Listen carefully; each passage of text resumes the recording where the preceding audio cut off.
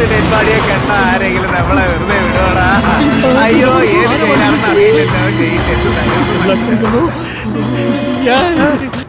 മഹാഭാവി മഹാഭാവി, നീ എന്തിനാടാ പെണ്ണിനെ കൊന്നത്? അവൾ നിനക്ക് എന്താ പാവം ചെയ്തുണ്ടാ? നീ എന്ത് കാരണം കൊണ്ടാണ് അവളെ കൊന്നത്? കാര്യം പറടാ. ഞങ്ങളുടെ ജീവിതം പോയില്ലടാ. ഞങ്ങളുടെ ജീവിതം പോഞ്ഞാട്ടെ ആയില്ലടാ. റിലാക്സ് ആയിട്ട് കാര്യം പറ. എന്തിനാ കൊന്നെന്ന് പറ. റിലാക്സ് കാര്യം പറ.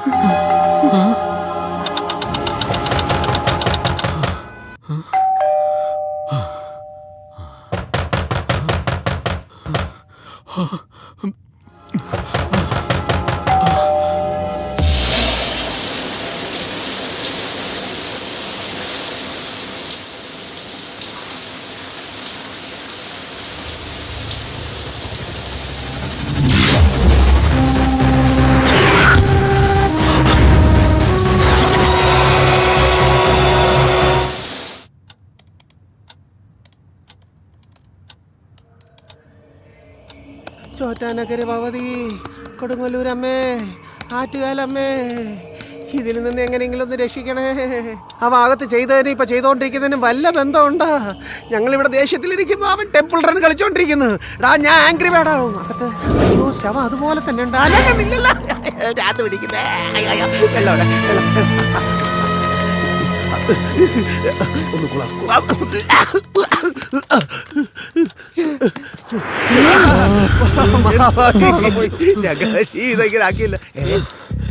ഇത്രയും പറഞ്ഞിട്ട് ഒന്നും അനങ്ങുന്നില്ലല്ലോ.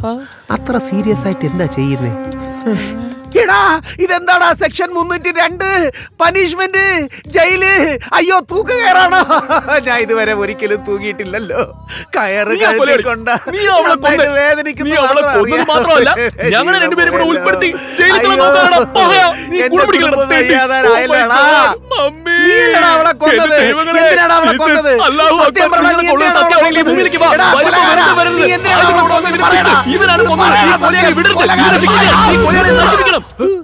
ഈ കൊല ഞാൻ ചെയ്തില്ല.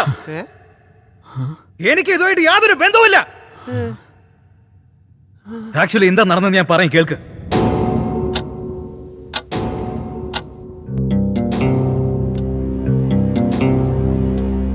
വെളുപ്പം കാലത്ത് എണീറ്റതും ഒടുക്കത്തെ ഹാങ് ഓവർ ആയിരുന്നു.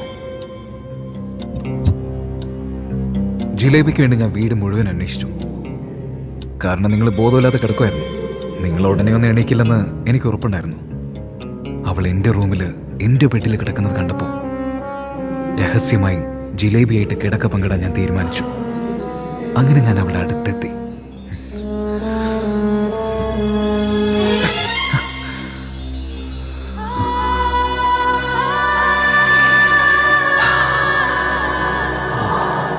ജിലേബി, പയ്യന്മാരൊക്കെ ഉറങ്ങിക്കൊണ്ടിരിക്കുക. എണീക്ക് ജിലേബി. 2021 ജയനാണ് ഞാൻ. എന്റെ സീമയാണ് നീ.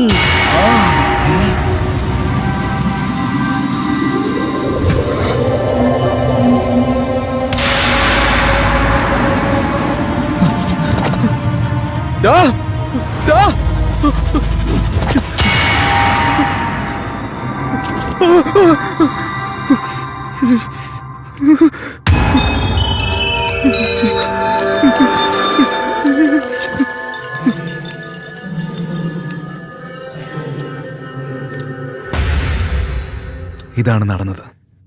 എനിക്ക് ഇതായിട്ട് യാതൊരു ബന്ധവുമില്ല. ഇവിടെയുള്ളത് നമ്മൾ 3 പേര് മാത്രമാണ്. ഞാനാണെങ്കിൽ ഇത് ചെയ്തിട്ടില്ല.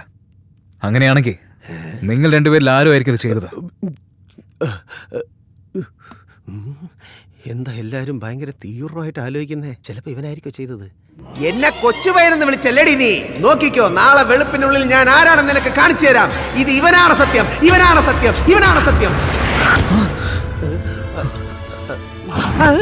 എടാ സത്യം പറഞ്ഞോ? അവളെ കൊന്നത് നീയല്ലേ? നീയുടെ കരിമാനെ കൊന്നത്. പറയടാ സത്യം പറയാൻ. അയ്യോ ആരോ വന്നു. ഞാനല്ലടാ അളിയാ. ആ ഓണർ ചേട്ടൻ പുറത്ത് വന്ന് നിൽക്കുന്നുണ്ട്.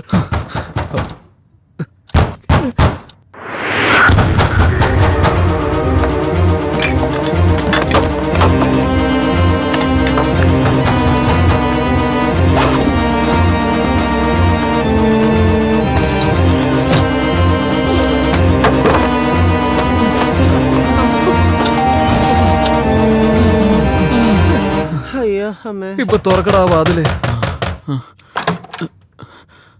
എന്താടോ വാതില് തുറക്കാൻ ഇത്രയും നേരം? അപ്പോഴേ വന്ന് ഞാൻ ബെല്ലടിച്ചതാ, ഉറങ്ങുമായിരിക്കുമെന്നും കരുതി തിരിച്ചുപോയി. ഇപ്പൊ വന്നിട്ട് 4 പ്രാവശ്യം ബെല്ല് അടിച്ചു, പിന്നെ വാതിലും മുട്ടി. തുറക്കാൻ ഇത്രയും നേരമോ? എടോ പെയിന്ററേ ഇങ്ങോട്ട് വാ. പെയിന്ററാ, വീട് മുഴുവനും കണ്ടിട്ട് പോവാൻ വന്നതാ. ഇന്നലെ വന്നിരുന്നില്ലേ സന്തൂർ മേഡം, അവർക്ക് വീട് ഫിക്സ് ആയെന്നേ. നിങ്ങൾ പോകുന്നു, അവര് വരുന്നു, അത്രേ ഉള്ളൂ. ആ മേഡത്തിന്റെ ഇഷ്ടത്തിനനുസരിച്ച് എന്ത് പെയിന്റാ വേണ്ടെന്ന് നോക്കിയിട്ട് അവനങ്ങ് പോവും. നീ ചെന്ന് നോക്ക്. എന്തുവാ നിക്കുന്നേ? ചെന്ന് നോക്കടോ. എടാ എന്താ മക്കളെ, ഇനിയും സാധനം ഒന്നും പാക്ക് ചെയ്തില്ലേ? വൈകിട്ട് നിങ്ങൾ പോകുന്നില്ലേ? 4:30-ക്കുള്ളിൽ നിങ്ങൾ ഇവിടുന്ന് പോയില്ലെങ്കിൽ അഡ്വാൻസ് ഞാൻ തിരിച്ചു തരില്ല. അളിയ, ഇവനെ കണ്ട അങ്ങനെ മോർച്ചറിയിൽ നിന്ന് എഴിച്ചു വന്ന പോലെ ഉണ്ടല്ലോ. എന്തൊക്കെ നടക്കാൻ പോണോ?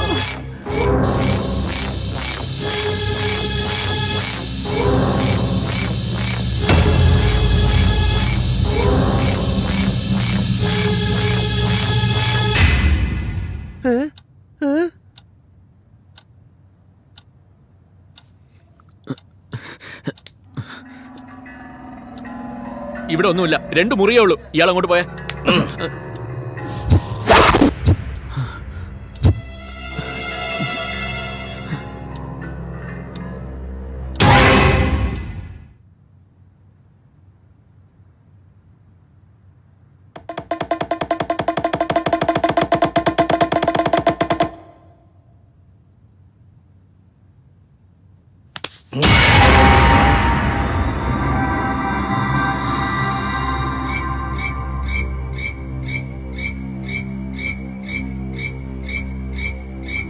അകത്ത് പോയി ആശാനെ കാണുന്നില്ല.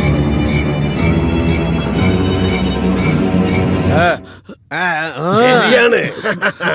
ഈ വീടിനെ സംബന്ധിച്ച് ഇവരൊക്കെ മഹാലക്ഷ്മിയുടെ പുത്രന്മാര് തന്നെയാ. നിനക്കധികം പണിയുണ്ടാവില്ല, അങ്ങനെയല്ലേ മെയിൻറ്റെയിൻ ചെയ്തിരിക്കുന്നത്.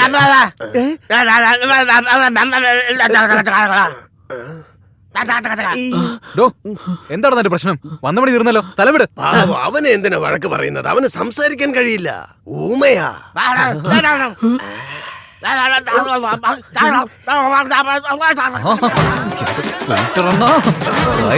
നാക്കില്ലെങ്കിലും ആക്ഷൻ കാണിക്കുന്നു. അകത്ത് കണ്ടത് പുറത്തു തലവാണില്ല. ഒന്ന് ചെയ്യണം. എങ്ങോട്ട് പോവാ? വേണ്ട. പോവാണോ? എന്താടാ പറ്റിയ നിനക്ക്? പോട്ടെ, അവന് വട്ട എന്നാ തോന്നുന്നു. ഓർമ്മയുണ്ടല്ലോ, 4:30 മണി രാഹുകാലം ക്രോസ് ആയെന്നിരിക്കട്ടെ. Advance money no return. വേഗം ചെന്ന് സാധനങ്ങളൊക്കെ പാക്ക് ചെയ്യാൻ നോക്ക്. അയ്യോ മറന്നുപോയി, എനിക്ക് സംസാരിക്കാൻ അറിയാം. നോക്ക് മക്കളെ, ഇന്നലെ രാത്രി നിങ്ങളൊക്കെ എന്റെ വീട് നന്നായി നോക്കിയതിന് വളരെ നന്ദി. ചേട്ടൻ നല്ല കുട്ടികളാ, തന്തയും തള്ളയും നല്ലോണം വളർത്തിയിട്ടുണ്ട്. ഇവിടെ എവിടെയോ എന്റെ ഹൃദയം ഉണ്ടായിരുന്നു, കാണുന്നില്ലല്ലോ അളിയ. എന്തേ സത്യം പറഞ്ഞു, നീ അവിടെ കൊന്നത്. പറഞ്ഞില്ലെങ്കിൽ ഞാൻ നിന്നെ കൊല്ലും. എന്റെ അമ്മയാണ് സത്യം, ഞാനത് ചെയ്തില്ലടോ. ഇന്നലെ നീ സത്യം ചെയ്തപ്പോഴേ ഞാൻ വിചാരിച്ചത് നീ എന്തെങ്കിലും ചാലഞ്ചോ? എന്നെ ചെറിയ പയ്യനെന്ന് വിളിച്ചില്ലേ? വിളിക്കുന്നതിന് മുമ്പ് ഞാൻ ആരാണെന്ന് നിനക്ക് പ്രൂവ് ചെയ്ത് കാണിക്കാം. ഇത് ഇവനാണ് സത്യം. അളിയ, അതും ഒരു ഫ്ലോയില് പറഞ്ഞാടാ. കണ്ടില്ലേ, ഈ മരുന്ന് കഴിച്ചിട്ട് നന്നായിട്ട് എനർജി ഗെയിൻ ചെയ്ത് നിങ്ങൾ 2 പേരെക്കാളും ജിലേബിയെ നന്നായിട്ട് സാറ്റിസ്ഫൈ ചെയ്യാൻ വേണ്ടിയാണ്. എടാ, മാറ്റർ ചെയ്യാൻ തന്നെ മരുന്ന് കഴിക്കുന്ന ഞാൻ മർഡർ എങ്ങനെ ചെയ്യാനാടാ അളിയ? എന്നെ മനസ്സിലാക്കടാ. ഇങ്ങനെ നിങ്ങൾ പേടിപ്പിച്ചോണ്ടിരുന്ന ഞാൻ രക്തം ഛർദ്ദിച്ച് ഇവിടെ തന്നെ മരിക്കൂടാ. പോടാ,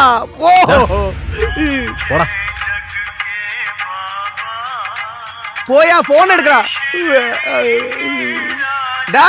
നീ എന്തിനാടാ ഇങ്ങനെ നോക്കുന്നേ? എന്റെ ജീവിതം നായ നക്കി.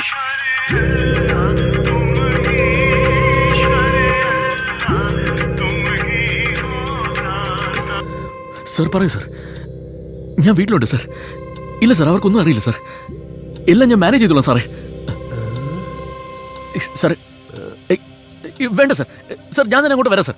ഓൾറെഡി ഞാൻ പുറപ്പെട്ടു സർ. ഞാൻ അങ്ങോട്ട് വന്നോണ്ടിരിക്കുക. കൂടി വന്ന 10 മിനിറ്റ്, അതിനുള്ളിൽ ഞാൻ അവിടെ എത്തിയിരിക്കും സർ. തീർച്ചയായിട്ടും സർ. അതെ സർ, മനസ്സിലായി സർ. Okay sir. എടാ ആരാടാ ഫോണില്? ആരടുത്താ നീ സംസാരിച്ചത് പറ.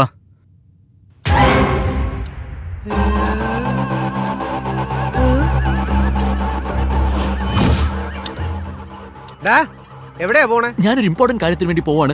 ഞാൻ പോയി തിരിച്ചു വരുന്നവരെ ഡോർ ലോക്ക് ഓപ്പൺ ചെയ്യരുത്, ഫോണിൽ ആരോടും സംസാരിക്കരുത്. ഞാൻ പറഞ്ഞ മനസ്സിലായി. വരട്ടെ. ഡാ, ഞങ്ങൾ രണ്ടുപേരും ഇവിടെ തനിച്ചു വിട്ട് നീ എങ്ങോട്ടാ പോകുന്നേ? നീ ഇവിടെ നിന്നാ മതി, ഇവിടെ നിന്ന് ആരും എങ്ങോട്ടും പോകുന്നില്ല. ഡാ, ഞാൻ പറയുന്നത് മനസ്സിലാക്കാൻ ശ്രമിക്കടാ. ഇത് വളരെ ഇമ്പോർട്ടന്റ് ആയ ഒരു കാര്യമാടാ. 2 മിനിറ്റ്സിൽ തിരിച്ചു വരാം. 2 minutes, just 2 minutes.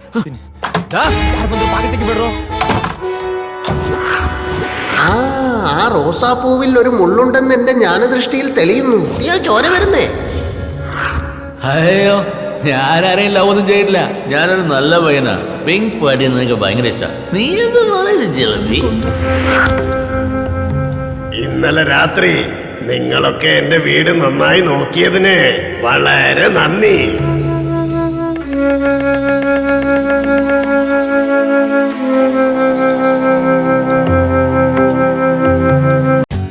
For more updates, like, comment, subscribe to our channel.